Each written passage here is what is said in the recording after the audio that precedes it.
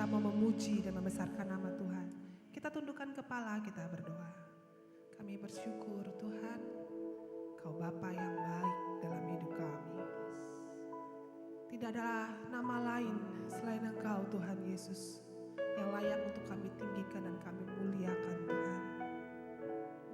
Biar Tuhan perkenanan-Mu ada dalam hidup kami siang hari ini.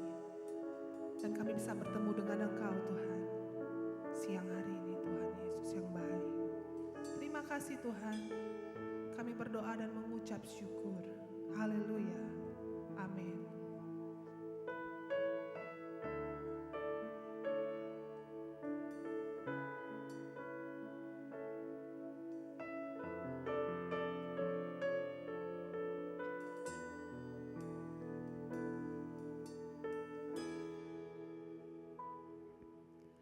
Nyatakan yang Kau mau,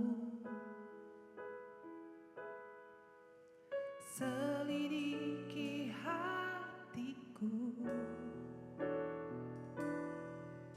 singkapkan bila ada yang salah.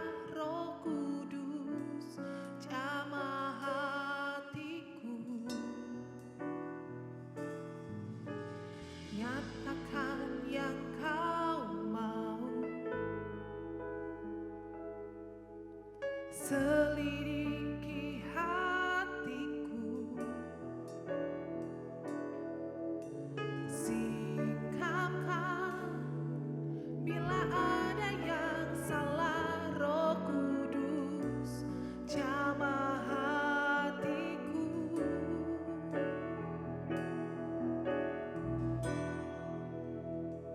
hati yang hancur Kau berkenan,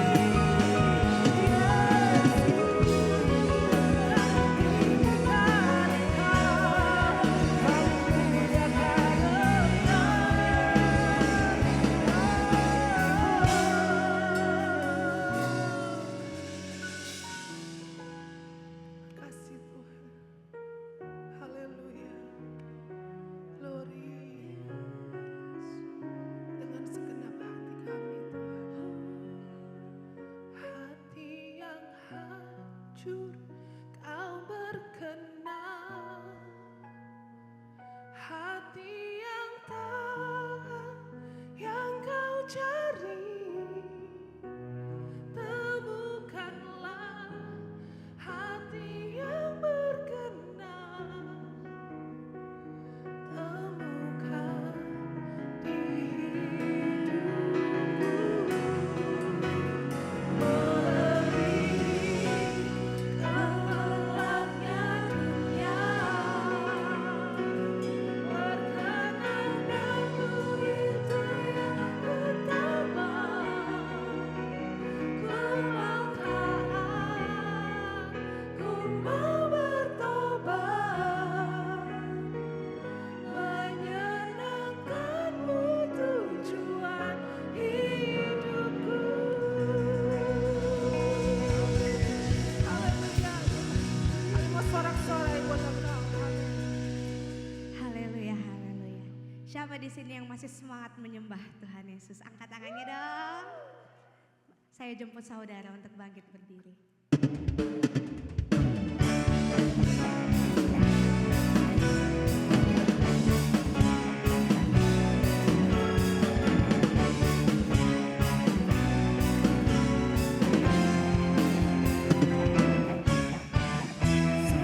Alangkah baiknya, sungguh alangkah indahnya, bila saudara semua hidup rukun bersama.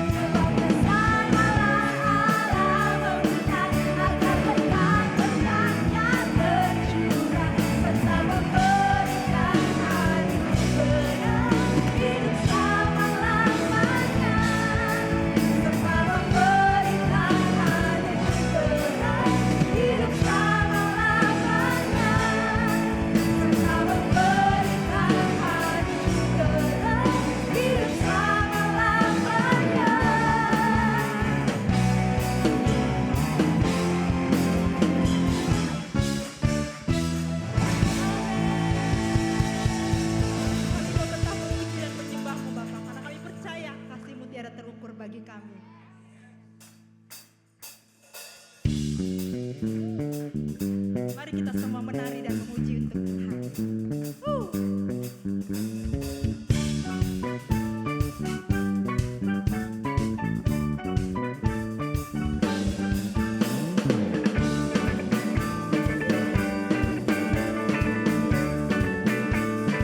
Sama-sama kita katakan.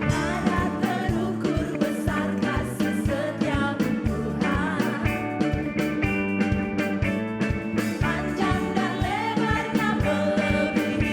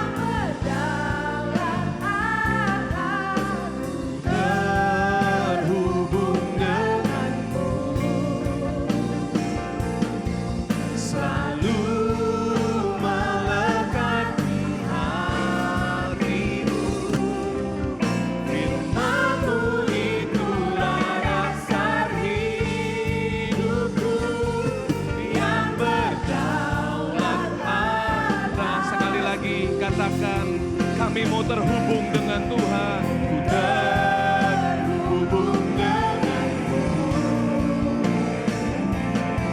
selalu melekat di hatiku. Firman-Mu itulah dasar hidupku, yang berdaulat atasku. Firman-Mu itulah dasar hidupku, yang berdaulat atasku. Firman-Mu itulah dasar hidupku, yang berdaulat atasku. Lebih meriah lagi, berikan tepuk tangan buat Tuhan kita. Haleluya, haleluya, haleluya. Biar kiranya siang ini firman-Mu berdaulat dalam kehidupan kami. Kami sungguh yakin dan percaya Tuhan, Engkau mengasihi orang-orang yang taat. Engkau mencari orang-orang yang remuk hati. Engkau mencari orang-orang yang mau bergantung hidup sepenuhnya kepada Tuhan. Biar kiranya Tuhan Kau dapatkan orang-orang itu di tempat ini. Setiap kami adalah pribadi-pribadi yang terus mengandalkan Tuhan dalam kehidupan kami. Sebab kami berkata Tuhan, di luar Tuhan kami tidak bisa berbuat apa-apa. Tanpa Tuhan kami tidak mampu melakukan apa-apa. Oleh sebab itu Tuhan, biar kiranya anugerah dan kasih karunia-Mu terus Kau limpah-limpahkan dalam kehidupan kami. Agar kami terus bergairah di dalam kehidupan kami. Terima kasih Tuhan, urapi mulut bibir hamba-Mu yang tidak ada apa-apanya ini. Sampaikan firman-Mu dengan bahasa yang sederhana. Tunggangi hamba-Mu seperti keledai muda yang Engkau tunggangi. Sebab hamba-Mu ini nol besar tanpa Engkau ya Tuhan. Biar kiranya pengurapan-Mu turun buat setiap kami.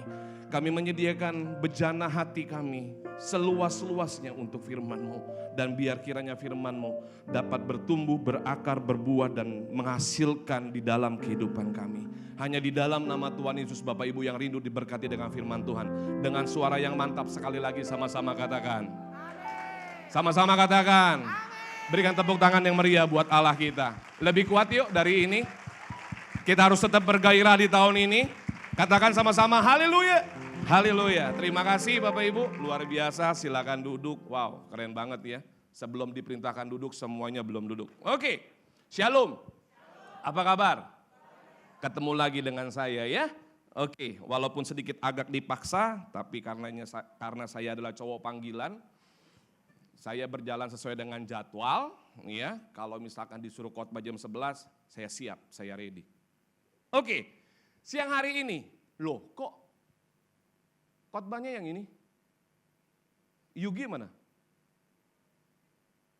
Made perfect in your weakness. Selama multimedia menyiapkan khotbah saya rindu setiap kita di tahun 2025 ini mengerti rancangan Tuhan di dalam kehidupan kita. Kenapa Bapak Ibu teman-teman semua kita harus mengerti rancangan Tuhan di dalam kehidupan kita? Karena menjalani hidup di dunia ini itu enggak gampang. Saya yakin dan percaya kalau kita di luar Tuhan, untuk kita bisa berjalan bersama dengan Tuhan itu enggak mudah. Makanya Bapak Ibu yang terkasih, saya rindu pagi hari ini. Yuk kita sama-sama, di dalam kelemahan kita, Tuhan mau kita menjadi sempurna di dalam Tuhan. Justru di dalam kelemahan kita menjadi sempurna di dalam Tuhan. Karena Bapak Ibu, 2 Korintus 12 ayat yang ke-9. Mari baca sama-sama, 2 Korintus 2, 12 ayat yang ke-9. 2 Korintus 2.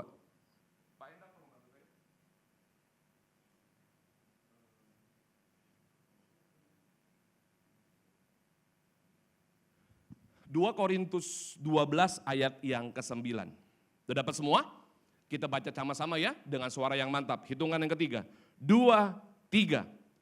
Tetapi jawab Tuhan kepadaku, cukuplah kasih karuniaku bagi kamu, sebab justru dalam kelemahanlah kuasaku menjadi sempurna. Sebab itu terlebih suka aku bermegah atas kelemahanku, supaya kuasa Kristus turun menaungi aku. Ini ayat firman Tuhan dicatat oleh Rasul Paulus kepada jemaat di Korintus. Ya, Rasul Paulus berkata, dalam kelemahanlah kuasaku menjadi sempurna.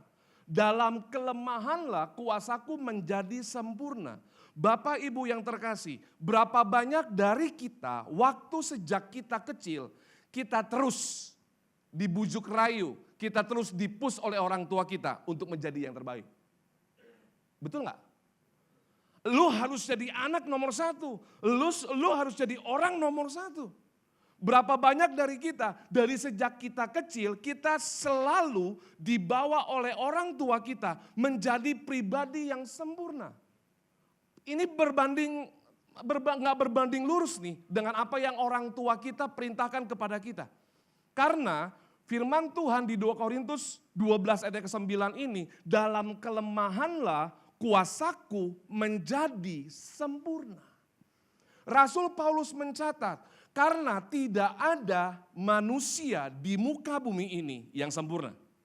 Siapa di sini yang merasa hidupnya sudah menjadi sempurna? Ayo lambaikan tangan. Om dan tante? Enggak ya, walaupun sudah senior, tetap hidup kita tidak sempurna. Jadi Bapak Ibu yang terkasih, saya rindu siang hari ini kita mengerti bahwa di dalam kelemahan kita juga Allah turut bekerja. Di dalam setiap kelemahan kita juga Allah berkenan atas setiap kelemahan kita. Agar apa? Hidup orang percaya tidak menjadi sombong. Hidup orang percaya tidak menjadi jumawa. Karena kenapa? Yang Tuhan mau kita terus bergantung sama Tuhan. Kita terus mengandalkan Tuhan. Waktu kita terus mengandalkan Tuhan, kita keluar dari zona nyaman kita. Yakinilah Bapak Ibu, Tuhan akan terus berperkara dalam kehidupan kita. Makanya tolak yang namanya zona nyaman. Daud jatuh di saat Daud dalam kondisi nyaman. Banyak hamba-hamba Tuhan jatuh justru di dalam kondisi yang nyaman. Saya rindu siang hari ini, waktu kita membaca ayat firman Tuhan ini, kita mengerti Bapak Ibu, kekuatan di dalam kelemahan. Mana mungkin di dalam kelemahan bisa ada yang namanya kekuatan. Itu yang terus stigma yang kita dapat. Kalau kita menjadi orang yang lemah, otomatis kita menjadi peringkat sekian. Kalau kita menjadi orang yang lemah, kita tidak diperhitungkan oleh orang lain. Justru sebaliknya, kekuatan dalam kelemahan. Mana mungkin ketika kita lemah dan tidak berdaya, kita menjadi kuat. Semuanya itu tidak masuk akal. Tapi Rasul Paulus mencatat, Bapak Ibu yang terkasih, di dalam kelemahanlah kuasamu menjadi sempurna dalam kehidupanku. Makanya Bapak Ibu, jangan terus memandang bahwa kita adalah makhluk yang lemah. Kelemahan seringkali menjadi penghambat bagi kemajuan seseorang. Untuk apa? Kemajuan seseorang dalam menjadikan mereka. Karena mereka akan menjadi kecewa. Kita perlu memandang dengan benar kelemahan dalam diri kita dan makin bersandar kepada Tuhan. Karena kalau kita sadar di mana titik lemah kita Bapak Ibu, artinya apa? Kita selalu berkata dan kita mau mengandalkan Tuhan di dalam kehidupan kita. Bapak Ibu yang terkasih, di dalam firman Tuhan dicatat Bapak Ibu, bukan hanya Rasul Paulus berkata seperti itu. Di dalam kelemahanlah kuasamu menjadi sempurna. Karena apa? Karena Rasul Paulus, firman Tuhan mencatat di 2 Korintus tersebut, ada kalimat, ada duri di dalam daging. Ada duri di dalam daging. Sampai detik ini para ahli teolog mau mengartikan tentang duri dalam daging tidak pernah ketemu. Apa itu kelemahan fisik, apa itu kelemahan mental, tidak ada pernah yang bisa ketemu duri dalam daging itu mengartikan sebuah apa. Nah, apanya itu Bapak Ibu justru Tuhan mau dalam setiap kelemahan kita Allah berperkara dalam kehidupan kita. Bukan hanya Rasul Paulus Bapak Ibu di dalam kitab Kejadian, dalam kitab Keluaran ayat 4 pasal 4 ayat ke-10. Ini waktu Tuhan memanggil Musa. Ya, waktu Tuhan memanggil Musa. Ketika Allah memanggil Musa untuk menggenapi rencananya, Musa malah menjawab, Tuhan, aku ini tidak pandai bicara. Dahulu pun tidak, dan sejak engkau berfirman kepada hambamu pun tidak. Sebab aku berat mulut dan berat lidah. Ada berapa kali kata tidak di situ? Artinya Musa mau menolak panggilan Tuhan di dalam kehidupannya. Musa mau mengabaikan panggilan Tuhan di dalam kehidupannya. Dikatakan bahwa sebab aku ini berat mulut dan berat lidah. Nah, di sini para teolog mengartikan berat mulut dan berat lidah maksudnya apa? Musa itu gagal. Musa itu tidak bisa ngomong public speaking di depan orang banyak. Kenapa? Karena Musa kabur. Karena Musa menjadi kabur, dia keluar dari Mesir, dia menjadi orang yang dicari, jadi buronan. Sehingga waktu Tuhan memanggil Musa, Musa bilang, enggak bisa. Karena aku berat mulut dan aku berat lidah. Berapa banyak dari kita, waktu Tuhan panggil kita, yang pertama adalah apa? Kita selalu menolak panggilan Tuhan dalam kehidupan kita. Ada amin. Padahal Tuhan tidak mencari orang yang pintar. Tuhan gak cari orang yang jago. Tuhan mencari orang yang taat. Tadi bagus sekali worship leader ya. Para pemuji penyembah nyanyi pujian. Tuhan mencari orang yang remuk hatinya. Tuhan mencari orang yang patah hatinya. Yang selalu mau mencari Tuhan. Dan Tuhan gak melihat apa yang menjadi kekurangan Bapak Ibu dan teman-teman semua. Karena waktu Tuhan pakai kita, bukan kita lagi. Nah gak ada yang amin kan? Ada amin Bapak Ibu? Waktu Tuhan berkati bisnis kita, bukan kita lagi. Waktu teman-teman mengalami promosi di kantor, itu bukan kita lagi. Waktu teman-teman terus dibawa naik sama Tuhan, kita berkata semua itu karena kebaikan Tuhan. Mengerti sampai di sini? Kalau mengerti berikan tepuk tangan yang meriah buat Allah kita. Lebih kuat lagi dong berikan tepuk tangan yang meriah buat Allah kita. Gordon Hester berkata, being aware of your weakness could be your biggest strength. Menyadari kelemahan kita mungkin itu menjadi kekuatan. Jadi kekuatan, jadi kelemahan diubahkan kata Tuhan menjadi kekuatan di dalam kehidupan kita. Makanya Bapak Ibu saya rindu pagi hari ini agar setiap kita terus menjadi sempurna di dalam setiap kelemahan kita. Sadarilah kelemahan dan kekuatan, kekurangan dan kelebihan. Itu Tuhan izinkan terjadi dalam kehidupan kita. Ada amin? Ada amin? Orang-orang yang mengerti akan hal ini, makanya Bapak Ibu, walaupun badai datang, gelombang datang, cobaan datang, dia tidak akan pernah komplain sama Tuhan. Dia nggak pernah ngegerutu sama Tuhan.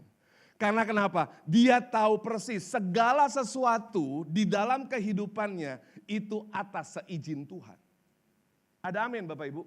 Makanya kita mau pagi hari ini belajar cara untuk menjadi sempurna di dalam kelemahan. Poin yang pertama adalah jangan menyerah walaupun itu tidak mudah. Ada amin Bapak Ibu? Jangan menyerah walaupun itu tidak mudah. Colek kanan kirinya bilang, jangan pernah menyerah bro. Sis, Bapak Ibu, jangan pernah menyerah.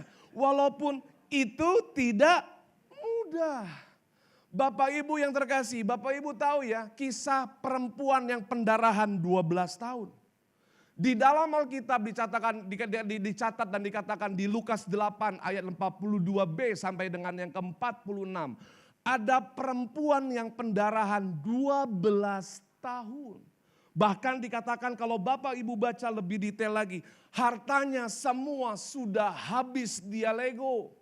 Semua hartanya habis sudah dia gadai. Hartanya semua sudah habis dia jual. Karena kenapa? Untuk menyembuhkan sakit penyakitnya. Pendarahan 12 tahun enggak mudah buat perempuan itu untuk dia tetap hidup. No. Sering kali kita melihat, mendengar, membaca ayat ini. Tapi ketahuilah, justru Tuhan mau pagi hari ini ada insight yang luar biasa yang keluar waktu kita membaca ayat firman Tuhan ini. Saya mau tanya Bapak Ibu, lebih banyak daging atau cairan di dalam tubuh kita? Cairan, kurang lebih 60-70%. Tubuh kita ini itu cairan. Bayangkan 12 tahun dia pendarahan. Enggak mudah buat perempuan ini untuk dia menjalani hidup selanjutnya. Harta sudah tidak punya.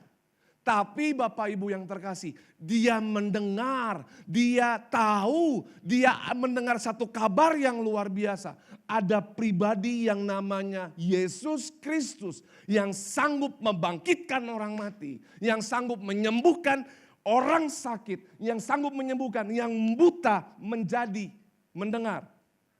Kok amin? Yang buta tuh melihat, bukan mendengar. Berarti khotbahnya berhasil. Semua jemaat fokus sama saya. Yang buta bisa melihat. Yang tuli bisa mendengar. Dia mendengar kabar. Kalau Tuhan Yesus datang, setan aja tahu bahwa dia adalah anak Allah. Di tengah kerumunan orang banyak, Bapak Ibu yang terkasih. Dia hanya mendengar kabar. Saya tahu perempuan 12 tahun pendarahan ini. Dia hidup di dalam kelemahannya.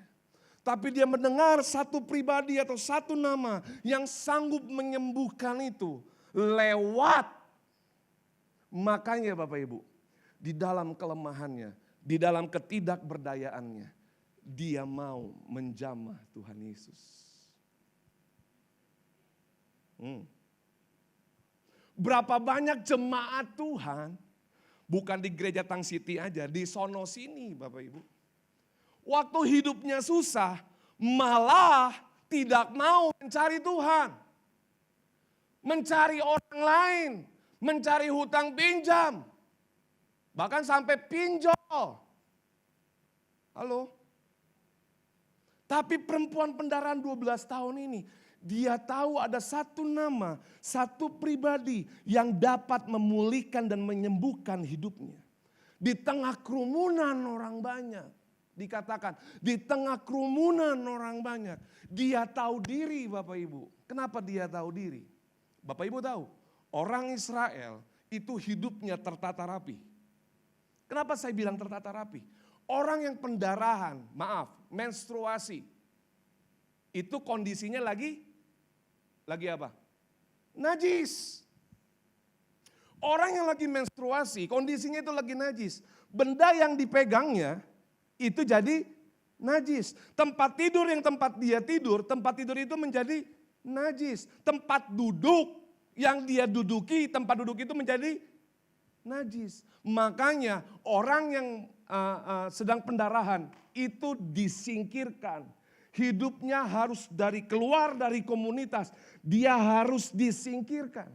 Karena kenapa? Nanti kalau perempuan pendarahan 12 tahun itu nempel sama Pak Endang jadi contoh ya Pak. Contoh. Ya. Aturannya sudah jelas.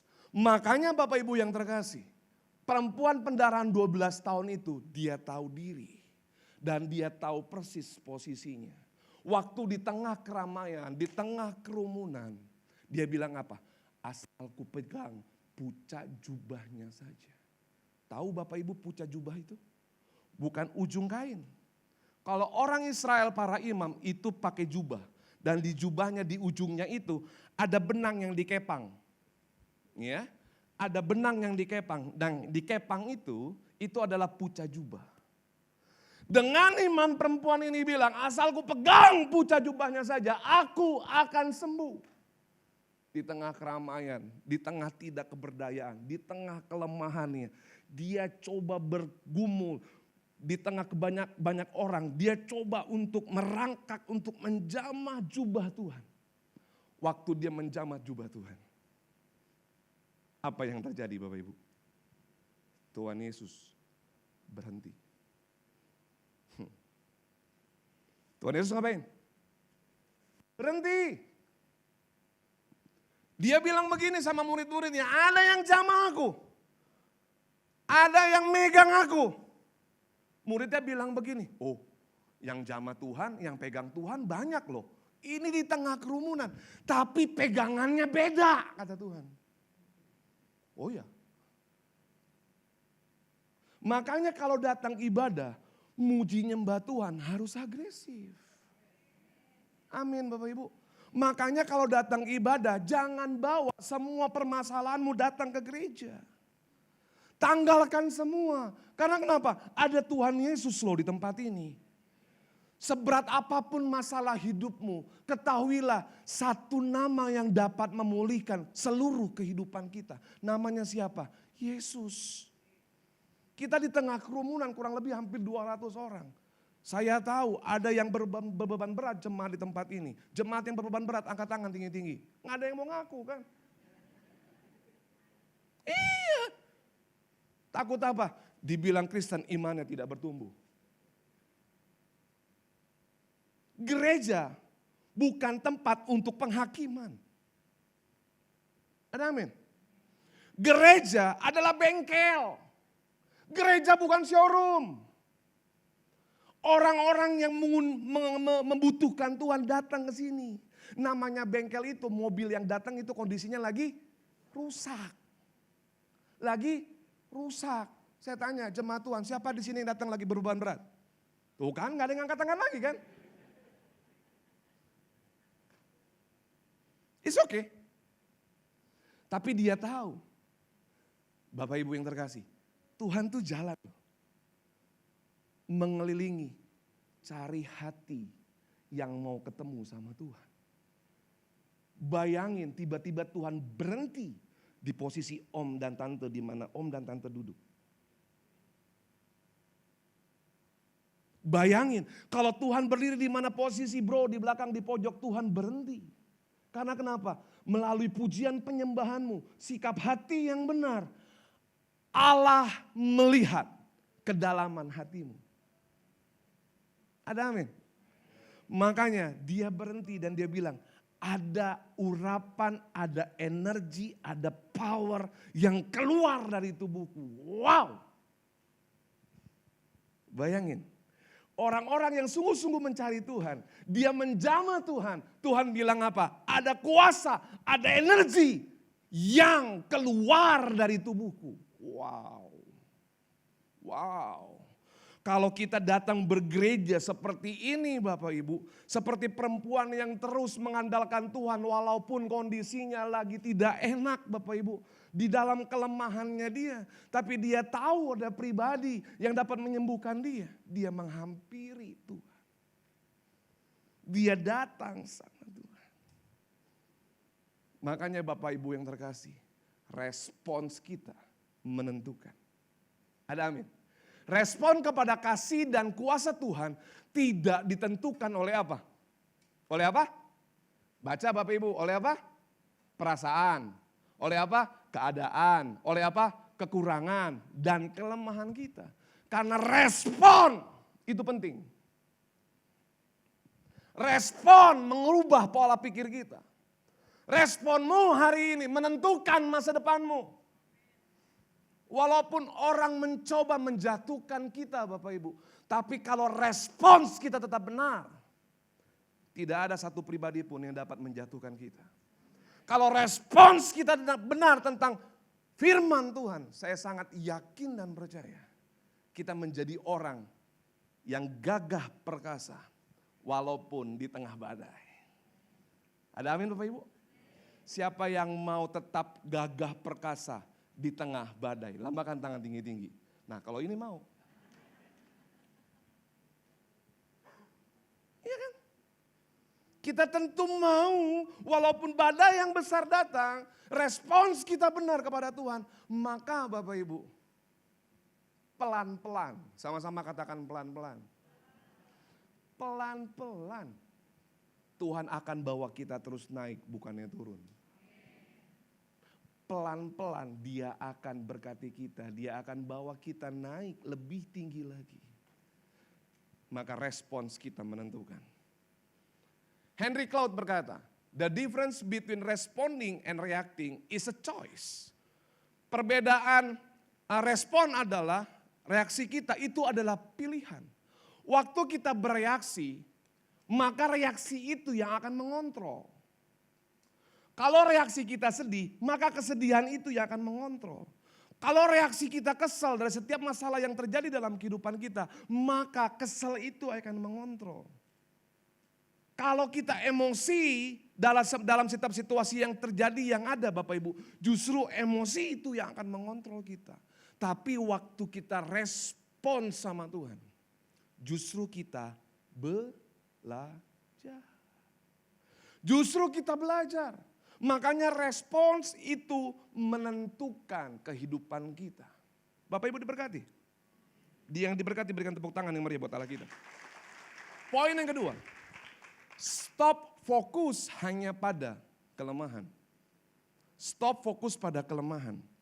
Karena saya rindu siang hari ini kita mengerti. Jangan fokus pada kelemahan kita. Kita mau belajar tentang perumpamaan tentang talenta. Berapa banyak kita suka membaca dan suka mendengar perumpamaan tentang talenta. Ada yang dikasih 5 talenta, ada yang dikasih 2 talenta, ada yang dikasih 1 talenta. Kok Tuhan mau membawa kita siang hari ini ngomongin tentang talenta? Bapak Ibu yang terkasih, ada orang yang dikasih 5 talenta. Waktu dia dikasih 5 talenta, tanpa ngomong dia langsung pergi. Ngapain? Melipat gandakan talentanya. Dia nggak tanya sama tuannya, apa yang harus saya lakukan? Artinya tuannya sudah mempercayakan kepada yang 5 dan 2 bahwa orang ini percaya bahwa orang ini bisa melipat gandakannya. Tapi ada satu pribadi yang dikasih 1 talenta Bapak Ibu. Ya. Orang ini malah pergi dan menguburkan talenta itu. Makanya saya rindu siang hari ini ngomongin tentang talenta, berbicara bukan fokus kepada porsinya. Ngerti nggak maksudnya bukan fokus kepada porsinya? Bapak Ibu yang terkasih. Saya banyak belajar, orang-orang sukses, orang-orang yang hidupnya berhasil, justru waktu dia masih muda, waktu dia masih remaja, dia bukan siapa-siapa. Saya banyak menemukan orang-orang yang berhasil, miliuner. Ya, contoh deh, tempat saya motong rambut. Gerainya di mana-mana. Umurnya under 30. Di bawah 30 tahun. Bayangin, umur di bawah 30 tahun sudah punya bisnis yang begitu luar biasa. Berapa banyak anak muda bilang begini, kok pengalaman saya kurang karena umur saya belum dewasa. Justru waktu kita berpikir seperti itu akan membatasi kuasa Tuhan bekerja dalam kehidupan kita. Orang bilang begini, kok saya gak mungkin berhasil kok. Orang tua saya divorce kok. Orang tua saya cerai. Orang tua saya bukan kaya raya kok. Mana mungkin saya bisa berhasil. Justru stigma seperti itu membuat hidup kita tidak bisa fokus pada rencana Tuhan. Kalau kita mau fokus pada rencana Tuhan, yakinilah Tuhan mau ngomong, bukan ngomongin tentang porsinya. Mau 5 talenta kek, mau 1 talenta kek, mau 2 talenta kek, Tuhan gak mau pusing. Tapi perumpamaan ini mengajarkan setiap kita. Ya, kalau Bapak Ibu baca di ayat-ayat selanjutnya Bapak Ibu. Yang 5 talenta datang kepada tuannya. Dan dia lapor. Nih, dari 5 talenta sudah saya lipat gandakan menjadi 5 talenta. Wih, hambaku yang baik dan setia. Yang 2 talenta datang lagi kepada tuannya. Nih, talentanya sama sudah dilipat gandakan 2 talenta. Wih, tuannya bilang, hambaku yang baik dan setia. Makanya Bapak Ibu yang terkasih, mungkin Bapak Ibu pernah ngelihat begini ya. Kok dia udah kaya, semakin kaya hidupnya. Apalagi di dunia pelayanan ya. Kok dia lagi yang pelayanan? Artinya apa? Orang-orang yang seperti itu, dia mau mengembangkan bakat dan talentanya. Dia terus belajar apa yang Tuhan sudah percayakan dalam kehidupannya. Ada amin? Ada amin? Makanya Bapak Ibu, orang-orang yang punya mental satu talenta. Catat ini, boleh di capture, boleh difoto. Ya. Jangan kita punya mental seperti orang yang satu talenta. Pemahaman yang salah kepada tuannya dan tidak tahu diri dan selalu berpikir negatif. Nah lo, selalu apa? Tidak tahu diri dan selalu berpikir negatif. Dia dikasih 5, yang satu dikasih 2, gue dikasih 1, kok gue kecil amat. Ini bukan porsi Bapak Ibu. Ini bukan berapa talenta yang banyak yang Tuhan percayakan dalam kehidupan kita. Justru Tuhan mau kita melipat gandakannya. Ya. Yang kedua, mentalitas satu talenta. Sikap iri terhadap orang lain. Dan selalu apa? Selalu apa? Mengeluh. Udah dapat satu talenta, pikiran yang negatif, ngomongin tuannya, iri lagi dengan keberhasilan orang lain. Kalau orang benteng, kalau model kayak begini ngomongnya apa? Orang model kayak begini, hidupnya susah dicak. Kiawat udah, bohwat. Ya, udah susah dicak, ya Om. Udah susah dicak nih. Udah miskin, maaf ya, udah miskin, nggak tahu diri, iri hati, pikir negatif, suka nyalain orang, mengeluh lagi. Udah. Ada yang model seperti ini di tempat ini? Nggak ada yang ngaku kan? Kalau ada pendoa tolong doakan. Ketua Kersel tolong doakan. Jangan diurapi pakai minyak, cuman dioles doang. Dibanjur. Tahu dibanjur? Disiram, diseblok sekalian tuh si Om bilang tuh. Diseblok. Nah lo, ketakutan membuat orang menjadi pasif sehingga apa? Tidak produktif. Dia dikasih satu talenta, malah dia takut. Dia cari tanah, dia korek, dia tanam satu talenta. Menarik ya. Udah satu talenta, hidupnya begitu, nggak mau kembangkan potensi dalam kehidupannya. Saya berdoa, di tempat ini nggak ada yang punya mentalitas satu talenta. Ada amin? Colek kanan kirinya, tolak mentalitas satu talenta. Ini menarik, perumpamaan tentang talenta ini berbicara tentang apa? Prinsip kerajaan Allah. Ya, saya highlight yang warna merah, karena setiap orang yang mempunyai kepadanya akan diberi sehingga ia berkelimpahan. Tetapi siapa yang tidak mempunyai apapun juga yang ada padanya akan akan diambil daripadanya. Makanya jangan pernah iri sama talenta setiap orang. Bro, waktu belajar keyboard, lagu apa yang pertama kamu pelajari? Lupa ya? Keterlaluan lu. Apakah lu langsung jago seperti ini? Hah? Enggak kan? Apakah lu langsung bisa menguasai chord semua yang ada di keyboard ini? Enggak kan? Betul enggak? Lagu apa yang pertama kali? Ingat enggak? Enggak ingat juga? Apa belum lahir baru? Yang model kayak begini nih. Ya, saya belajar gitar Bapak Ibu. Enggak pernah bisa. Kayak ini tangan ribet, mau pindah kunci itu ribet. Saya bilang begini, ya Allah Tuhan, ini bukan karunia saya. Saya cari karunia yang lain. Saya jago ngomong. Kebetulan karakter saya kuning. Ya, foto karakter saya kuning.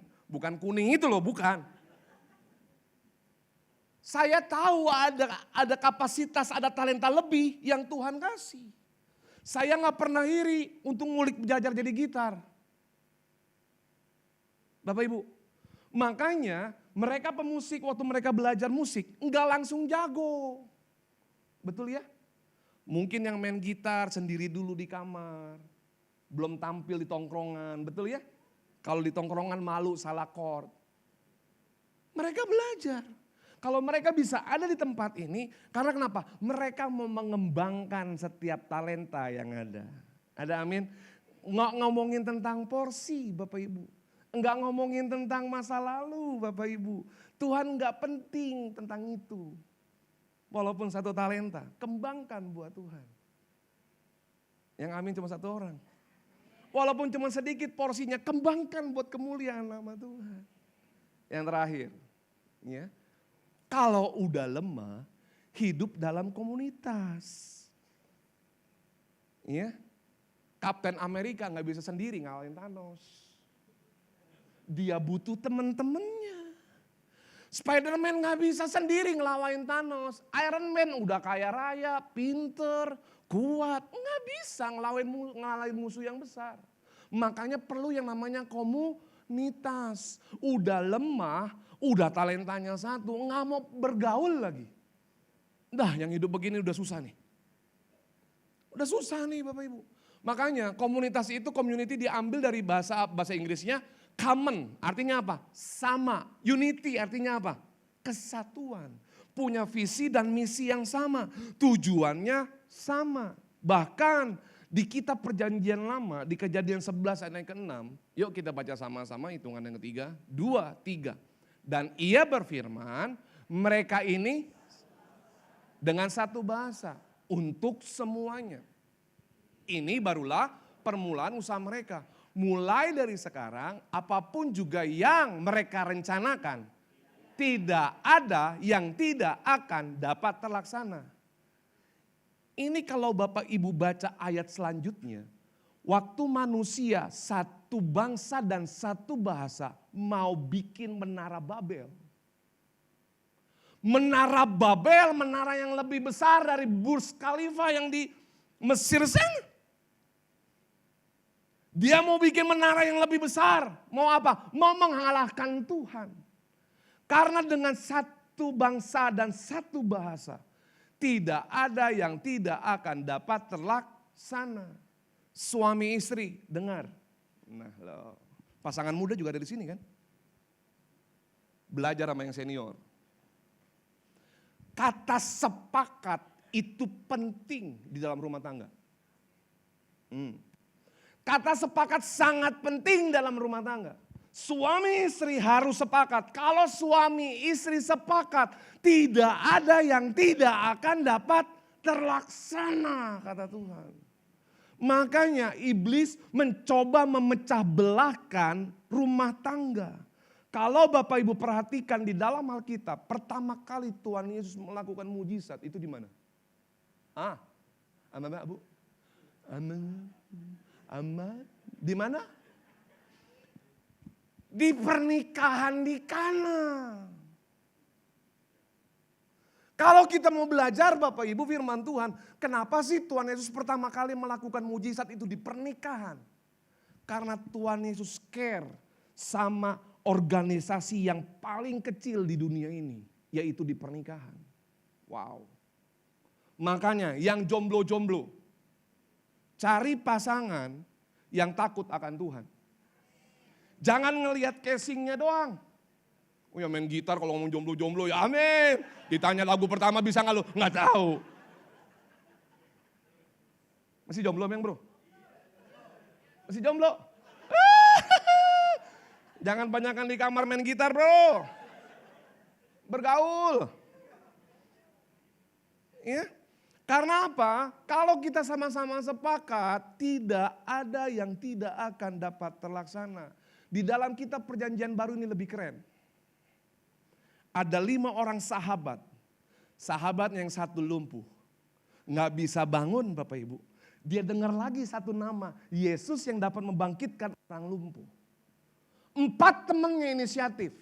4 temannya inisiatif. Siapin tanduk dan bawa gotong temannya yang lumpuh. Ya. Waktu ngelihat tempat di mana Tuhan Yesus ada, rumah itu sudah penuh. kalau bawa tandu dan bawa orang kondisi dalam lumpuh di dalam kerumunan, ya 4 orang ini nggak kehabisan akal. Dia bilang apa? Caranya untuk ketemu Tuhan Yesus kita naik.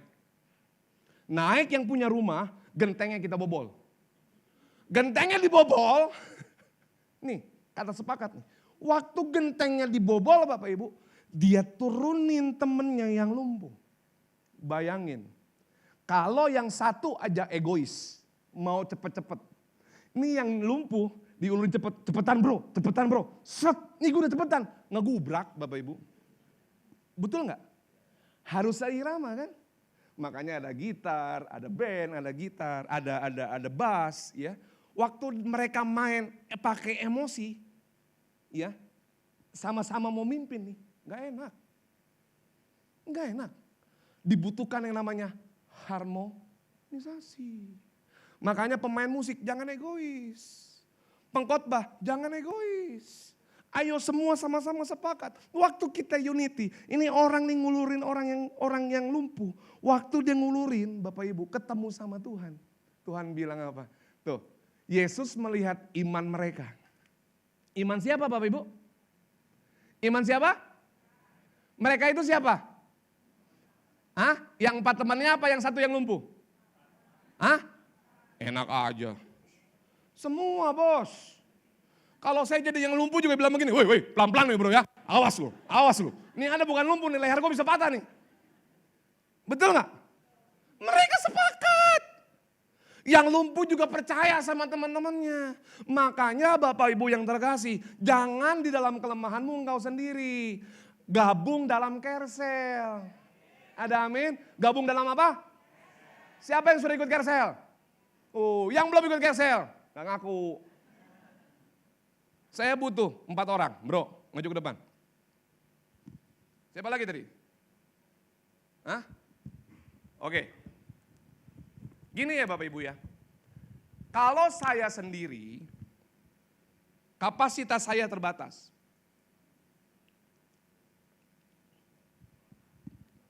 Udah cukup. Kalau saya sendiri Bapak Ibu, musuh ada di sekeliling saya, musuh ada di mana? Di sekeliling saya dan siap menjatuhkan saya. Ya, siap ngapain? Jatuhkan saya.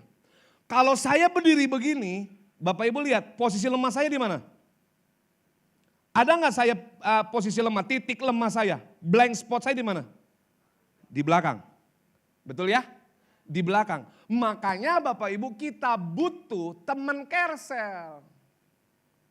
Kapten Amerika tahu lawan Thanos berat. Dia butuh Iron Man. Makanya teman-teman Bapak Ibu semua yang belum gabung Kersel. Yang amin cuma pengerja, amin. Jemaatnya nggak amin. Kalau kita sama-sama join Kersel, gabung Kersel Bapak Ibu. Teman-teman Kersel kita akan mengcover titik lemah kita. Titik lemah saya ada di sini ya. Bapak Ibu ya, di belakang kan? Bro, belakang saya. Enggak, lu belum. Ya, lu ngadep ke belakang.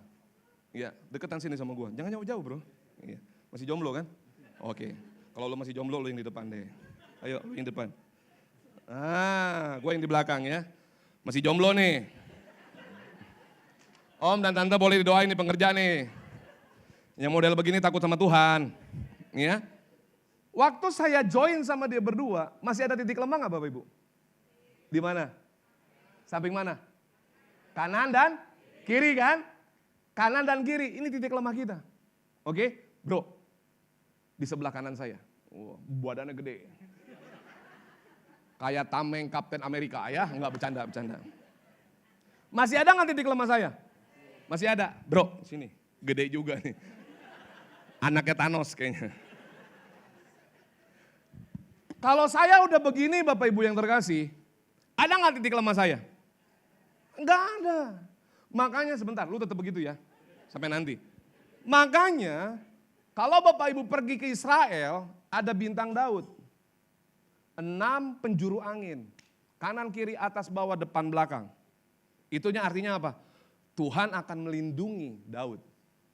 Makanya saya rindu konteks ini jemaat yang gak mau join Carousel, yang gak mau bersama-sama, yang gak mau unity, makanya di dalam kehidupanmu engkau akan mendatangkan banyak masalah. Sorry, bukan saya berdoa untuk banyak mendatangkan masalah ya. Karena kenapa? Terkadang nih, diam dulu. Terkadang nih Bapak Ibu ya, diam jangan ngapa-ngapain, suruh siapa senyum. Terkadang Bapak Ibu, terkadang nih, kalau saya dapetin jiwa baru join Carousel, saya follow up 6 bulan, saya follow up 8 bulan, akhirnya pecah telur juga dia mau gabung Carousel, Bapak Ibu. Dia merasa pertama kali waktu dia join Carousel, dia merasa hidupnya paling hina, dia merasa hidupnya paling banyak masalah, dia hidupnya paling tidak berdaya. Waktu dia join Carousel, teman-teman Carouselnya kesaksian, dia ngomong sama saya, "Kok, ternyata yang punya masalah besar bukan cuma saya ya kok. Mereka juga masalahnya gede-gede kok." Ada amin. Ada amin. Minimal kita bisa terhibur Bapak Ibu. Ada orang yang punya masalahnya lebih besar. Makanya bukan lu doang yang masalahnya lebih besar. Gabung Carousel. Waktu kita gabung Carousel seperti ini Bapak Ibu, tidak ada orang yang dapat mengalahkan kita. Ya, apalagi nih kalau kita gandengan tangan begini nih ya. Ayo semua sama ya. Kalau kita begini nih Bapak Ibu, kita semakin kuat ya.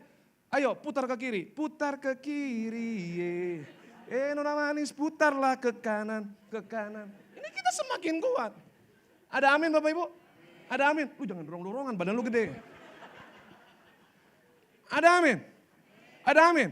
Bapak Ibu diberkati dengan ilustrasi ini. Berikan tepuk tangan dong buat Tuhan kita. Ya turun bro. Makanya Bapak Ibu, penting jangan tutup hidup kita untuk orang lain. Jangan tutup hidupmu untuk orang lain. Belajar untuk kita bersosialisasi. Anda akan lebih maksimal kalau bekerja sama dengan orang lain. Belajar bersama, bertumbuh bersama, mengasihi sesama, saling menajamkan agar terjadi apa? Multiplikasi. Saya rindu, ini menjadi DNA kita. Ya. Kita sedang tidak mencetak Superman, tapi kita sedang mencetak super team. Makanya Pak Wiryo bilang apa? Yuk jemaat Tuhan, ikut Carousel. Ada amin? Saya berdoa nih, buat jemaat-jemaat Tuhan di tempat ini yang belum join Carousel. Joinlah Carousel. Saya di Dewasa Muda Bapak Ibu. Saya dapatkan jiwa-jiwa orang-orang yang luar biasa. Ada yang juara nominasi Indonesian Next Top Model. Anak-anak anggota Carousel saya tuh yang Instagramnya centang biru semua. Sedangkan saya belum centang biru. Mereka udah centang biru semua. Orang-orang yang biasa bergerak di marketplace, di sosial media. Ternyata saya pikir ada juga yang stand up komedi di ibadah raya yang sore. Ya. Saya berpikir begini, saya pikir mereka artis hidupnya enak ya. Mereka yang bergerak di dunia entertain saya pikir hidupnya enak ya. Ternyata waktu gabung sama Carousel sama kita, sama aja tuh. Mereka juga punya banyak masalah. Makanya jangan tutup diri kita untuk orang lain. Terakhir. Alone we can do so little. Together we can do so much. Sendiri kita nggak bisa. Yang kita jangkau itu sedikit. Tapi waktu kita bersama-sama, segala sesuatunya lebih besar Tuhan percayakan dalam kehidupan kita. Ada amin Bapak Ibu? Berikan tepuk tangan dan sambil berdiri, mari sama-sama kita tutup ibadah ini. Kita nyanyikan pujian ini Bapak Ibu.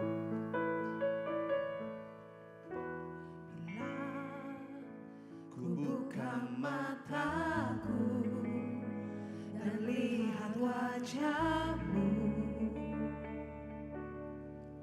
ku terkagum bila ku lihat hidupku dan karya tanganmu. Ku tersanjung karena semua yang baik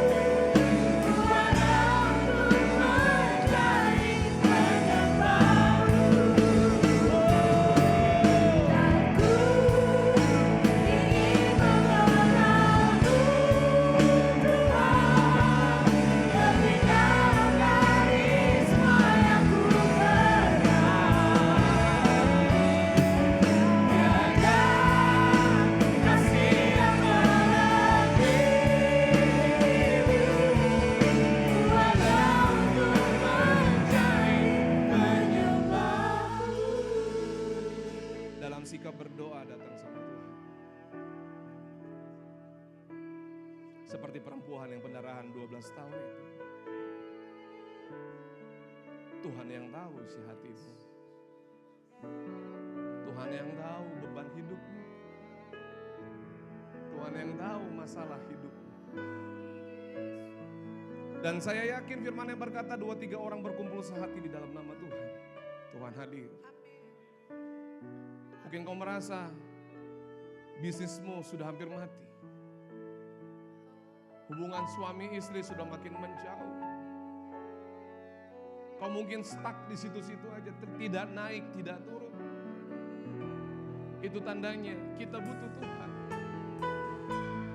Datang sama Tuhan seperti orang yang pendarahan 12 tahun.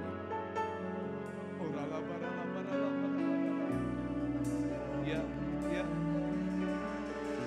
ya, ya, ya. Tuhan mengerti bahasa air matamu. Tuhan mengerti isi hatimu. Bahkan Tuhan mengerti teriakanmu sama Tuhan. Kita adalah orang-orang yang butuh Tuhan. Ya. Jamah, jamah. Jamah cubai-cubai. Jamah puja jubahnya.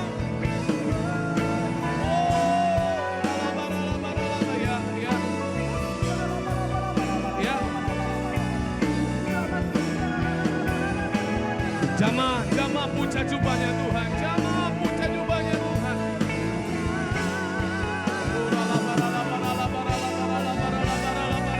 Ya, ya. Terjadi breakthrough, terjadi terobosan.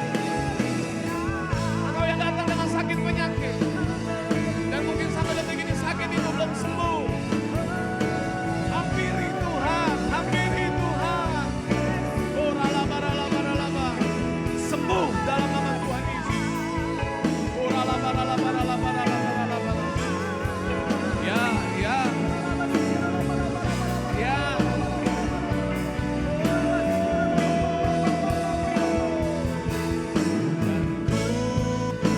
Ingin mengenalmu Tuhan.